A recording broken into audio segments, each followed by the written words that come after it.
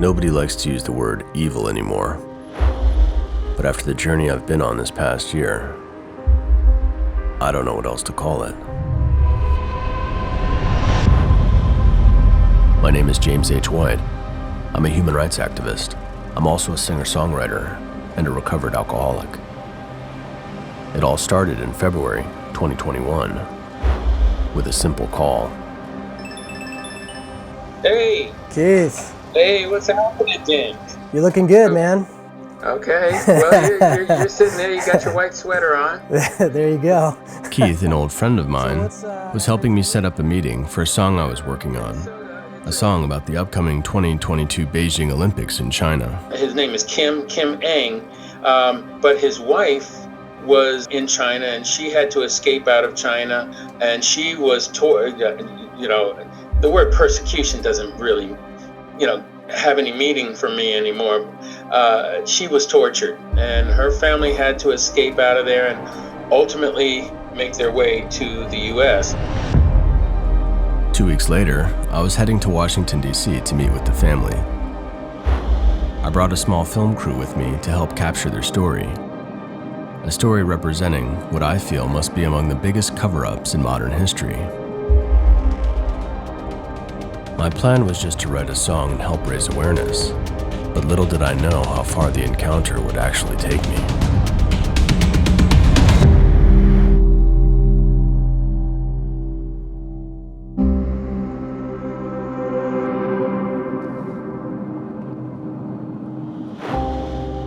I finally met Kim on a windy day at the end of winter 2021.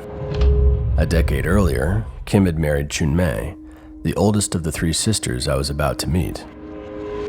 He had arranged for me to spend a whole day with the 3 sisters and was there to translate and give emotional support. I had read about a wide range of torture cases in China over the years. In most cases, the victims don't make it out alive to share their story. So we live right here. Hi. This is James. Hi. Nice to meet you. It had been a journey of almost 20 years for the 3 sisters making it to the U.S. 10 years out of that time, Kim and his wife had been working from the U.S. to get the other 2 sisters out of a detention center in Thailand, where they escaped to from China. It was a huge, uphill battle. Yeah, this Falun Gong practitioner in D.C. rescued Chun Ling. This is me. The oldest sister, Chun-mei, started practicing Falun Gong in 1997 after learning it from her 2 younger sisters. Within 3 months, she was cured of a spinal injury and bronchitis she had for 25 years. The middle sister, Chun-ling, was the first sister to start practicing Falun Gong in 1996. The practice cured her chronic ailments, such as hepatitis and vertigo, without charging her a penny, she told me. She then taught the youngest sister, Chun Sha, who also started practicing in 1996. Chun Sha gravitated to the moral, spiritual elements of the practice. Falun Gong practitioners try to adhere to truthfulness, compassion, and tolerance in their daily lives, which is part of China's ancient culture. It was a throwback, really, to the traditional spiritual roots, Buddhism, Taoism, Confucianism. I mean, it really spoke to the core values that those traditions had. Falun Gong kind of slipped through the cracks of the way in which the Chinese Communist Party tries to control religion and faith, because it was a Qigong. It was a form of kind of meditation and exercise, which was really popular. There was a Qigong boom happening in China then. People we had talked to when I was working on this research report who had been inside the party state system at the time, and they said, oh yeah, there were 70 million people practicing Falun Gong. In 1999, that was more than the membership of the Chinese Communist Party.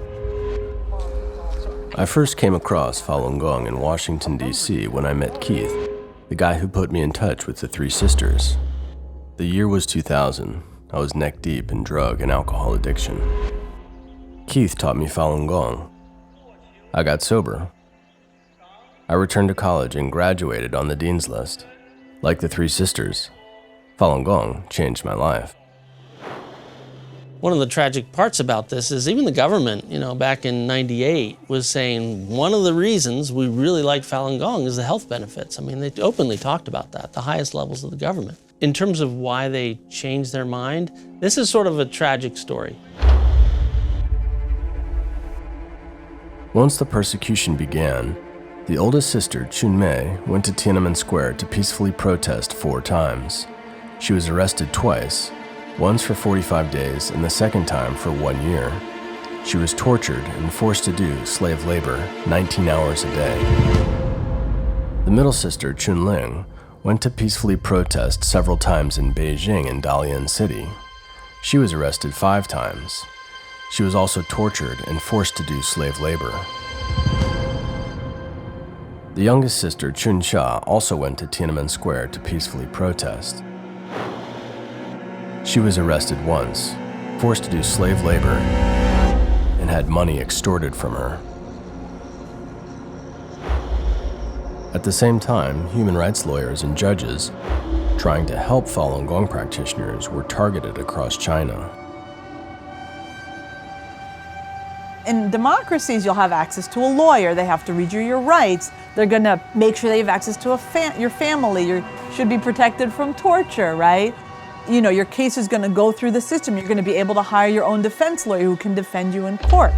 Not in China. In China, it can be over in like a few hours, and then they just make a decision, and next thing you know, you get a piece of paper telling you you're going to be in prison for the next 3, 5, 10 years. So it's just a totally different system that's, again, in a lot of ways actually functions a lot more like a mafia. So they would hang you up? Hung up. As an American who grew up in a free society, their story was hard for me to take in. So you're just hanging from your arms. The sisters would be hung from their arms, feet dangling. The 2 older sisters were tortured on the dead man's bed. The prison guards tie the practitioner to a bed and stretch their arms and legs for hours at a time.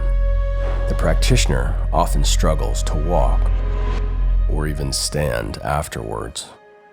This 4, 5 policewomen beat me. Yeah, this is my friend. This is my friend, Sun Suxiang.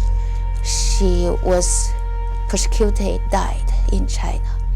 Before in China, before I come out, I with her together.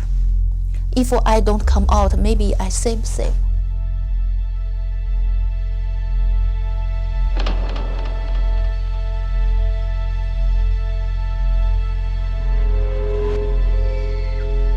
The sisters were shocked with electric batons on their face and body. They could smell the burnt flesh. They were force-fed to the point where they'd throw up blood.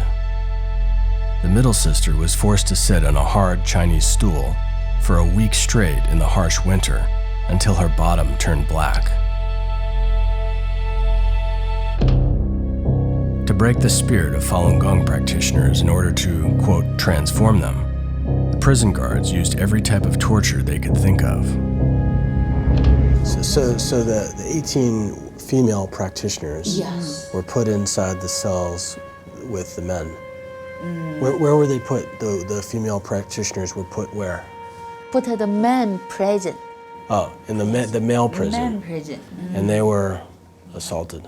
Yeah, I heard. The Chinese Communist Party created an entire system to encourage evil and persecute its people. One girl never married. One girl come out. One boy was born, but she don't know who is the boy, the father,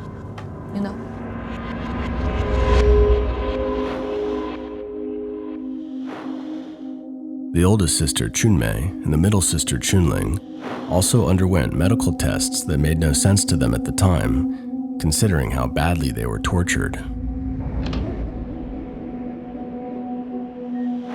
Chunmei was given a comprehensive physical examination, including eyes, head, chest, abdomen, and a urine test.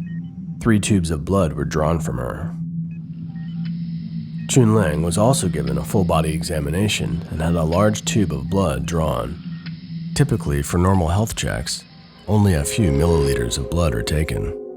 A full vial of blood, however, is required for tissue matching for organ transplants. Chunling told me that most of the practitioners she knew that had a large vial of blood drawn later disappeared without a trace. This persecution is so high price for my parents. My mother even use his body to Mother, lie down. Don't let the car move. Take her away. The second time the police were taking the oldest sister Chunmei away, their mother tried to stop them. She lied down in front of the police car to block them. If you arrest my daughter, you'll kill me first. My mother. Police pull out my mother and arrest my sister to imprisoned. My mother, 小梅呀，你快回。My daughter, come back. Yeah. My mom called my name. Maya, come back.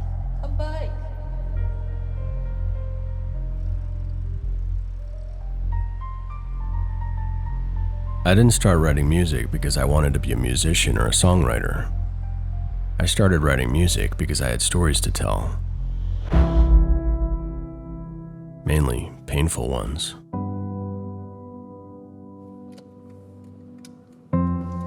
The Three Sisters. It's not just a story about three people. The suffering they went through is also the reality of tens of millions of Chinese people today who practice Falun Gong. For over 2 decades, these people have suffered alone in the dark, with almost no coverage in Western mainstream media. But there was a group in London that was finally able to shed some light on the issue. I decided to cross the Atlantic to hear their story.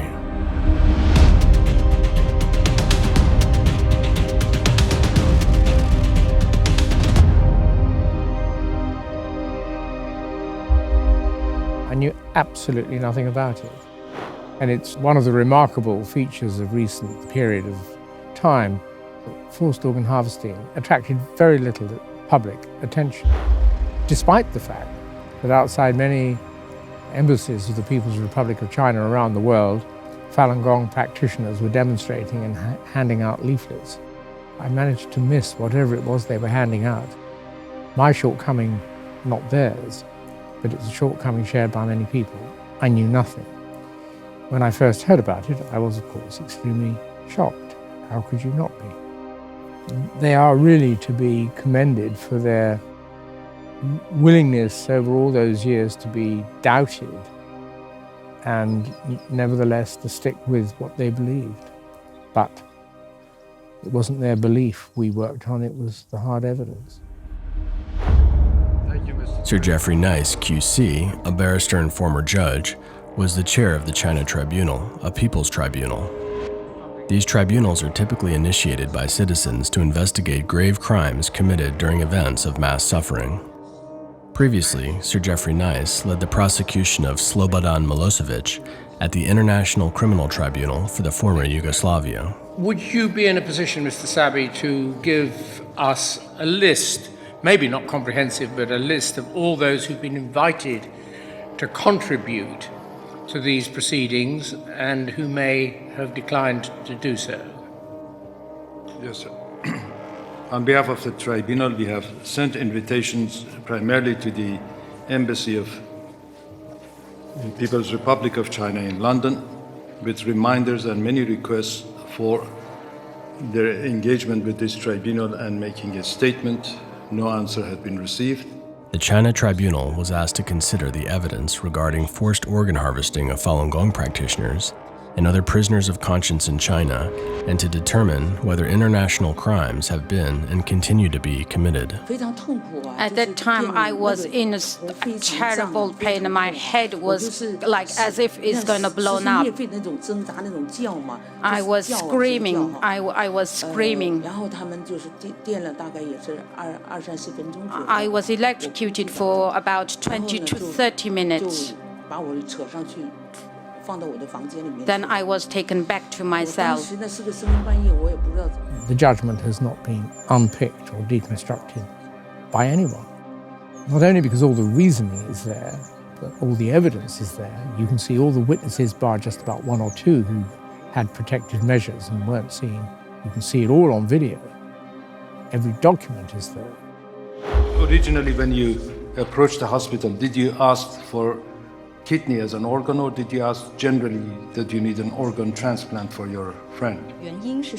One thing that makes this process very sad is that it would not have been possible without participation of very highly educated, skilled medical practitioners. And they must have known what they're doing in China. Hamid Sabi, a London-based human rights lawyer, was the counsel to the tribunal. Previously, he had been counsel to the Iran Tribunal, which investigated mass killings of political prisoners by the Islamic Republic of Iran in the 1980s. In China, what they had done, at some time they had over 2 million Falun Gong in the camps. Next to each camp was a military hospital. Every single one of witnesses that was camp survivor mentioned that every 3 months they were taken to a clinic or to the hospital next door. Substantial amount of blood was drawn. When a tourist came to have an organ, they matched his request for organ with the existing data bank that they had created of the Falun Gong prisoners and selected the proper donor, so-called forced donor, took his organs and transplanted in the recipient. I had recurring flashbacks to the story of the three sisters while listening. The health checks, the blood tests, the torture. It all lined up with the findings of the tribunal. It was really a miracle all three of them made it out alive. But how many don't? It's hard just thinking about it. The judgment of the China Tribunal is over 160 pages long, with extensive appendices that include details of all documents, reports, witness testimonies, and submissions reviewed by the tribunal over 12 months. Over 50 fact witnesses, experts, and investigators contributed evidence.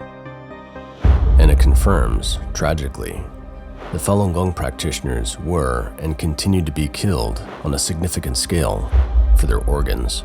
Any who interact in any substantial way with the PRC, including doctors and medical institutions, industry and businesses, most specifically airlines, travel companies, financial services businesses, law firms, pharmaceutical insurance companies, together with individual tourists, educational establishments, and art establishments, should now recognize that they are, to the extent revealed in this judgment, interacting with a criminal state. Falun Gong is a source, probably the principal source, of organs for forced organ harvesting. Transplant tourism, that's where people are now flocking to China. While the China Tribunal received some press coverage, it also got a rude awakening. On the 17th of June of 2019, which is when I read out the short-form judgment, on that same day, there was a planned film going out on Newsnight, which is the BBC's principal evening political program. And in the afternoon, the program was pulled. And one of the reasons it was pulled was because the British Foreign Office walked into the BBC, or metaphorically walked into the BBC and said, "Don't broadcast this." And I think pretty shocking was that the Foreign Office would take that step. In an Epoch Times article dated November 4th, 2020, a spokesperson for the UK Foreign Office denied the allegation. Shortly after the verdict, the CCP banned Sir Geoffrey Nice and the other investigators of the tribunal from ever traveling to China. Yet the tribunal's findings remain unchallenged. All religions are persecuted in China by the government since the beginning of the communist regime, 1949. The Chinese regime is still today a communist regime. They still work on a Marxist-Leninist premise. It's a one-party system, no election, no freedom, technical surveillance. So all religions are enemies, and also they are perceived as potential competitors in giving the citizen, Chinese citizen, his or her rule for life. It's perceived as a competitor, and pretty quickly it becomes an enemy. And as an enemy, it should be eradicated as soon as possible. There were 100 million people practicing. That many people doing anything outside of the government's control is going to make some leaders nervous, and it did. There was a cultural component. You know, this was traditional Chinese culture that believed in sort of Buddhist values.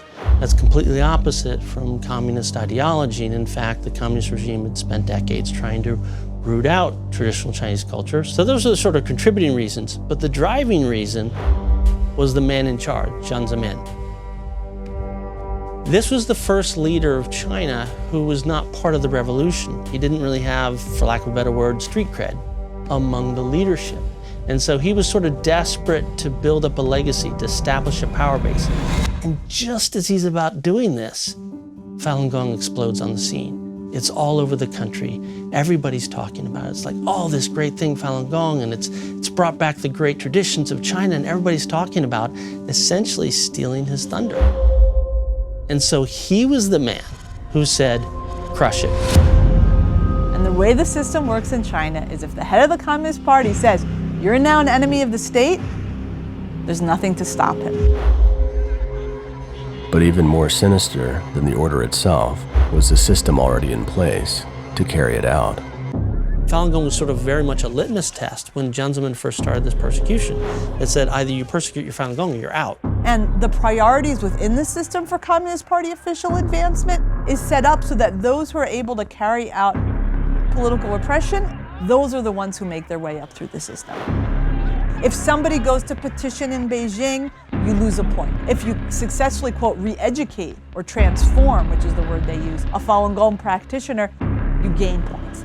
And so it develops, it actually encourages bad actors, and it pushes out people who want to do the right thing. Because if you're somebody who's like, well, no, you know, I'm not going to stop this house church or this Bible study in my district because who are they hurting? Well, then you failed on your religious affairs implementation and you get a demerit and you're not going to get your next promotion. In China, the Communist Party is above the law. Its leader is above the law. There's no genuine interest in conducting police work and determining whether a person is innocent or guilty of a charge. The day somebody is arrested, they will not be released. That is why you have 99.9% conviction rates in China and 99.9% failure rates for appeals in China. The Chinese Communist Party runs everything. It has a direct oversight over the military, it runs the whole government, and every large business in China. There is a Communist Party member there who's there to make sure that things are in line with the party. The party is everywhere.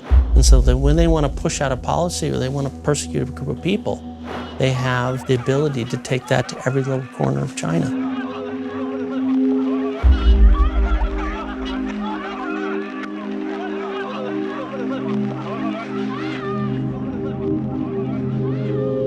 People have to realize that the persecution of Falun Gong is an incubator for persecutory tactics that are now unleashed on a whole other group of people. Torture methods that were literally refined. I don't just mean they first started on Falun Gong. They actually had trainings. There was one labor camp in northeast China that became very good at breaking Falun Gong via torture. They had them travel to different labor camps and train those people on how to break Falun Gong. Those torture techniques are now being unleashed on the Uyghurs. That was basically what they learned. They learned how to do this. They got promoted through the system, and then they went to Tibet and did some things, and then now they're in Xinjiang. And so this idea that what stays surrounding just one targeted group just stays there is something that the CCP has just proven time and again. It's just not the case. It definitely spreads. The organ harvesting, and this is something that clearly comes from the Falun Gong persecution, has become much more systematic. Every camp, it's the same thing. I barely interviewed 2 people who were from the same camp in Xinjiang. Every one of them was from a different camp. Every one of them describes the health checks in the camp every month, every 2 months, like a drumbeat. And then 10 days later, the people disappearing. 2 or 3, maybe 4 or 5. It's really about 2.5% to 5%.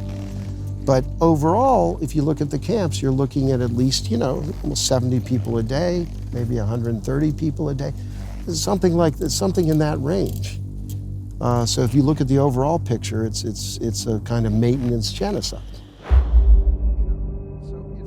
About a decade ago in Los Angeles, I met Ethan Gutman, one of the journalists to do groundbreaking research early on about forced organ harvesting. I went to see Ethan in London and hear about his latest investigation, the Uyghur situation in Xinjiang. We found a hospital was built inside a camp. And then 900 meters away is a crematorium, massive crematorium. Have you ever heard of a crematorium with 50 security guards? And we can even see that it's got pipes. So it's probably a water-based system where the water dissolves the fats and the bones and the hair and then dumps it into the Aksu River. 20 minutes away is an airport with a fast lane for human organs, a green lane. It's called a green passage. This is why people are starting to use this term genocide or make comparisons to the Holocaust. It's not completely inappropriate. Since January 2021, the US government has officially designated the crimes against the Uyghurs living in China as a genocide. Organ transplant abuse is something that has spread from Falun Gong to Uyghurs. And China, the Communist Party, would be more than happy to have it spread elsewhere. Human rights lawyer David Matas, along with David Kilgore, the former Canadian Secretary of State for Asia Pacific, were the 2 pioneers to investigate forced organ harvesting of Falun Gong practitioners in China. You can't wait for somebody to come and get you for your organs to stop the practice. I mean, by then it's going to be too late. As we can see, human rights violations spread. COVID, to a certain extent, is metaphor. Starts in China and spreads throughout the world. And partly because of this tendency for cover-up, party comes first, it really was too late to try to stop COVID by the time it got to Canada and the UK. If it had stopped in China when it was first discovered, we wouldn't have this problem now. If the world had taken organ harvesting seriously to the point that they insisted on the transparency needed into the medical system to ensure they were no longer harvesting organs, it's that transparency that would have noticed, wait a minute, these doctors in Wuhan, they're texting each other on, December 30th, saying, hey, we've got, a coronavirus like something happening here, and they would have seen that right away. Taiwan doctors were watching and interacting with the Wuhan doctors on that very day, December 30th. By January 1, they had already taken steps to limit travel from China, from Wuhan. And look at Taiwan. Universities are open, shops are open. It's like they're on another planet.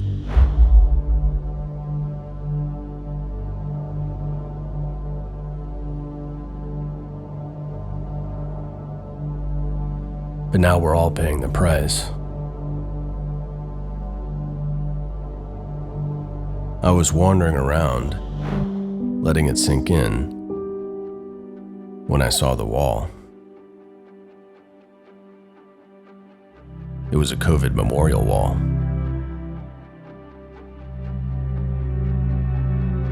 So many lives lost.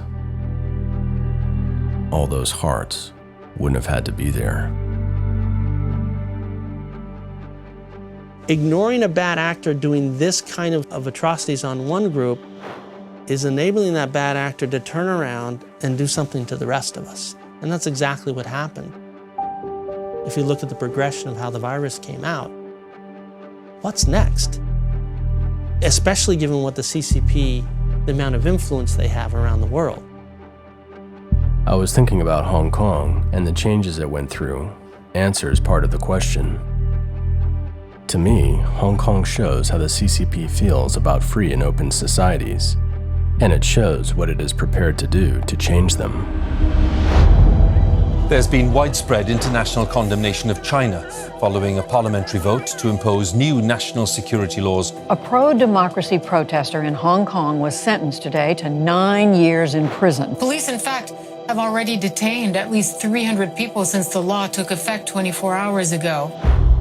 It's in total breach of promises that were made by the Chinese government under the Sino-British Joint Declaration, which is an international treaty registered at the United Nations, signed by China and the UK, which promised that Hong Kong would have its basic freedoms, a high level of autonomy for at least 50 years from the time of the handover, so at least until 2047.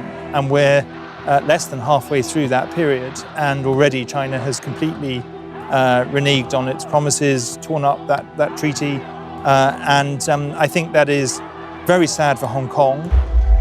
It's also, I think, very concerning for the free world, because if we allow them to do what they've done to Hong Kong, I don't think they'll stop there. Benedict Rogers is the co-founder of Hong Kong Watch and the UK Conservative Party Human Rights Commission. He worked as a journalist in Hong Kong and witnessed how the city changed in just a few short years. From the umbrella movement in 2014, the disqualification of pro-democracy legislators. We saw, of course, the protests in 2019 against the extradition law that was being proposed, and the police brutality that was really shocking. And then in the last year, the introduction of a very draconian national security law that basically has destroyed all of Hong Kong's remaining freedoms and autonomy. The national security law is intentionally vague and allows the government to charge a person with something as serious as sedition or terrorism simply for criticizing the Chinese regime or any of its policies. And the law applies to everyone on the planet. If you criticize the Chinese regime anywhere in the world and then travel to Hong Kong, the law says that they can arrest you and imprison you.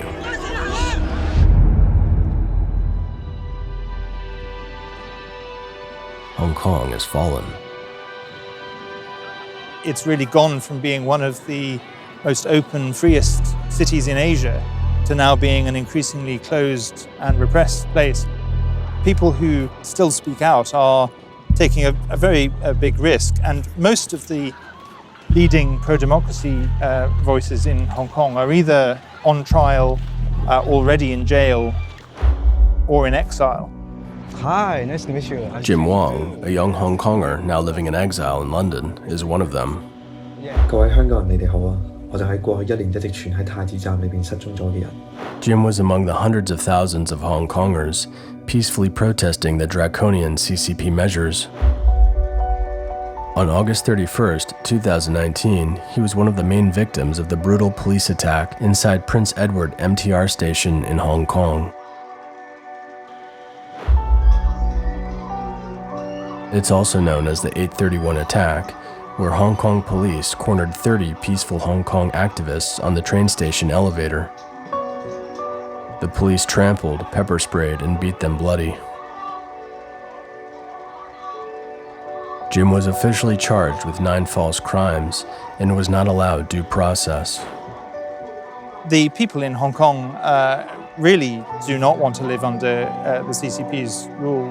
They, of different generations, they have grown up in a society that had all the hallmarks of freedom. The UK has become one of the top destinations for the almost 90,000 people who left Hong Kong after the national security law was implemented in June 2019. You can maybe Despite all the hardships he'd been through, Jim was in good spirits enjoying his regained freedom. There was just one problem. Freedom House published a new report on what's called transnational repression. It's where different regimes will go after and engage in physical attacks on their exile and diaspora communities in other countries. And it was a global report that some of my colleagues worked on. I helped with the China chapter. They found 600 cases of physical attacks, so physical assaults, renditions, kidnappings, detentions, assassinations by 31 countries against people who had fled the country and were living in other countries. More than a third of the cases were from China. So China and the Chinese regime, by far, we found, is engaged in the most widespread, comprehensive, and really global campaign of transnational repression. And what's also unique about China isn't just the sheer scale, it's the breadth of the targets. So it's the minorities, it's Falun Gong practitioners and Uyghurs and Tibetans. It's activists, it's dissidents, it's journalists, it's political activists. It's Hong Kongers now. So you actually have a situation where there are people living in the United States and a lot of other democracies who feel that presence. And even those physical attacks are just the tip of the iceberg, because there's all these other forms of surveillance, intimidation, phone calls from the embassy saying, you better not say that on social media, or, just because you're in Australia, we can still bring you back. 19th District Council member Tony Abella is so concerned about the Chinese regime's role in the violence, he has spoken to the State Department and the FBI. So we must use every method at our disposal to stop the way they distribute the hate message. They're entitled to their opinion, but when they start spreading it and advocating violence, that's when we have to step in. I couldn't stop wondering, if it continues, how long will it be until people like the 3 Chinese sisters, Jim Wang and the other Chinese refugees, won't have any country to go to anymore? 30 years into the experiment of the engagement policy, instead of moving towards democracy, the CCP is now deeply embedded into our societies.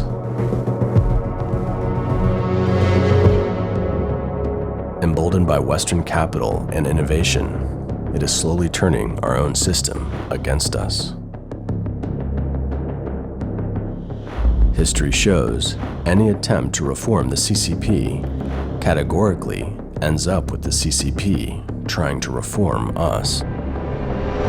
Their authoritarian system can control how ordinary Americans think. Miles Yu was the principal China policy advisor to former Secretary of State Mike Pompeo.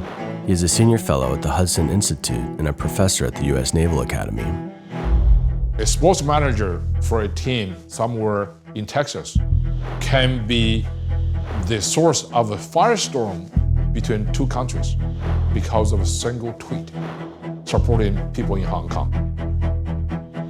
Yeah, we apologize. We love China. We love, playing there. They show us the most support and love. So, we appreciate them as a fan base, and we love everything, they're about. A single individual from a high finance of the American capitalist society can influence the presidential decision on major policies toward China, because China and that particular individual share common economic interest, which is in conflict with American national policy. This is very different from the old days when we dealt with the Soviets, because Soviet Union and the Americans were completely separated. It's Cold War from distance. Now the enemies are within. Did you know that 90% of US media outlets are owned by only 6 corporations? And these corporations have massive business ties with the Communist Party of China. For example, Disney, who owns ABC and ESPN, just opened a theme park in China that cost $5.5 billion US. In 2010, Disney's chairman Bob Iger met with China's propaganda minister and promised to use Disney to spread Communist Party propaganda around the world. CNN's parent company Warner Media has a $50 million partnership with China Media Capital, which is controlled by the Communist Party. NBC Universal operates both MSNBC and NBC. In 2010, NBC partnered with Xinhua News, the Chinese Communist Party's official mouthpiece, to establish an international broadcast partnership. NBC Universal also has a stake in a Chinese media venture worth $3.8 billion. The FBI calls Chinese Communist Party America's greatest long-term threat.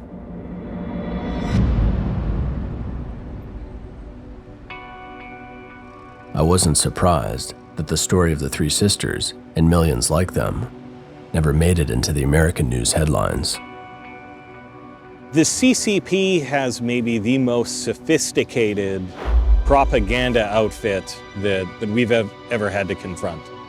They understand that they can shape how we understand them. They pay very close attention to the principles and the ideals that we find attractive, to the things that we find threatening, and then they try to recast their actions within that framework.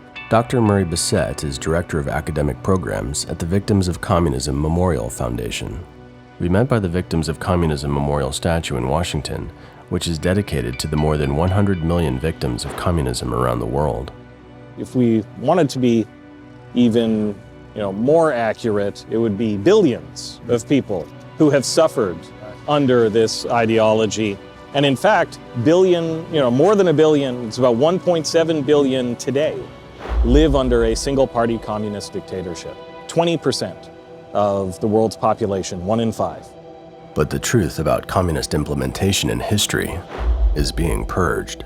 On the communism page of Wikipedia, what we're seeing is a complete and utter whitewashing of communist history. There's basically zero references to the mass atrocities, to the man-made famines, to the absolutely gross violations of human rights that have happened in every single country where communism has been tried.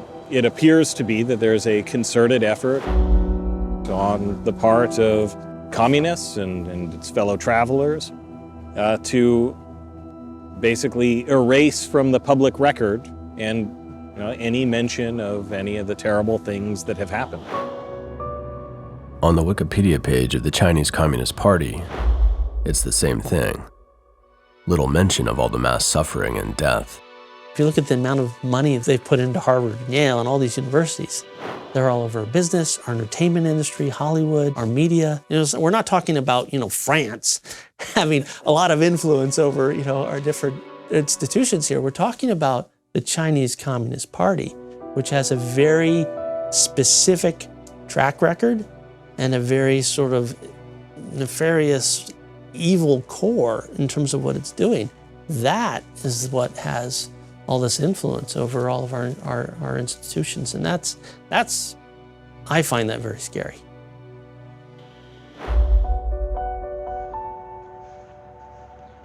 The song I had set out to write for the upcoming Olympics in China was gone, overshadowed by the sheer magnitude of this story.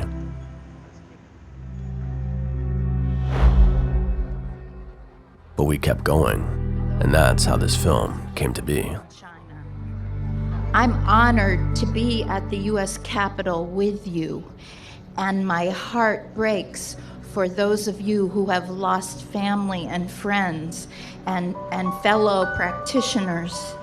And I want to assure you of the Institute on Religion and Democracy's continuing commitment to work for the human rights and religious freedom of all who are oppressed by the Chinese Communist Party. Governments seeking utopia on Earth killed tens of millions of human beings in 70-some years of wars, gulags, starvation, and mass killings.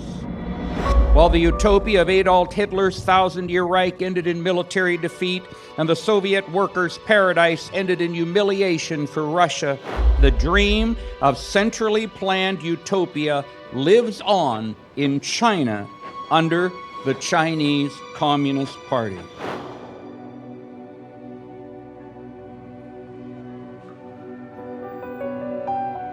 Every year in Washington, D.C., thousands of Falun Gong practitioners hold a peaceful rally, parade, and candlelight vigil in late July. The activities are to remember the day the persecution began, July 20th, 1999.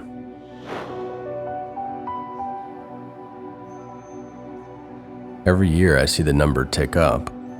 Falun Gong has been persecuted by the CCP for 5, 10, 15, now over 20 years. Some of the children whose parents were killed are now adults marching here, calling for an end to this nightmare.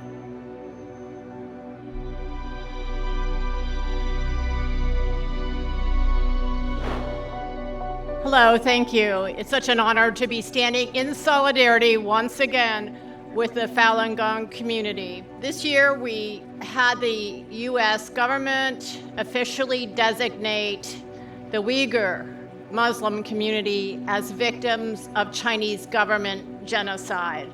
It's time that the United States recognize what is happening, the genocide occurring against practitioners of Falun Gong in China. Genocide is the destruction in part of a religious community, for example, with the intent to eradicate it. And I don't think there's any doubt that what has happened these past decades to Falun Gong meets that criteria.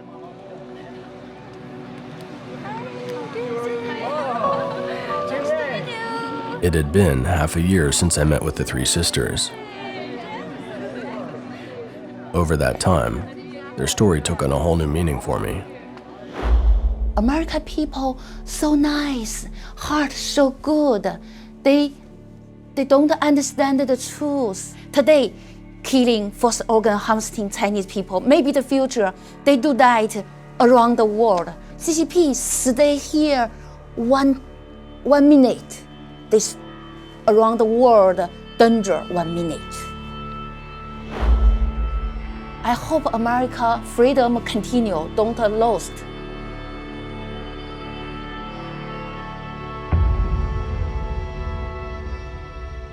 For more than 20 years, we've been warned of the dangers of the Chinese Communist Party, but we didn't listen.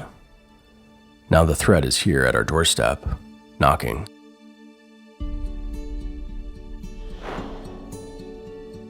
Freedom isn't free. It never has been. All the people I met on this journey have showed me that.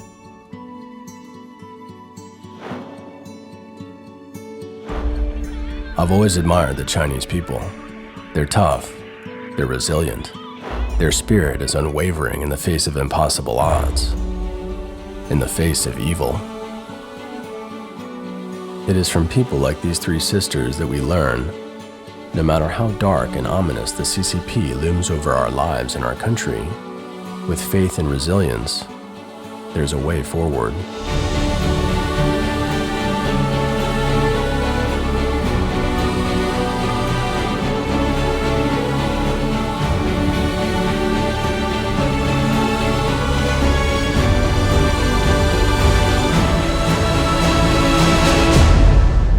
When I first went to our nation's capital to meet the three sisters, I thought I was helping them by telling their story. But in truth, they were the ones helping us.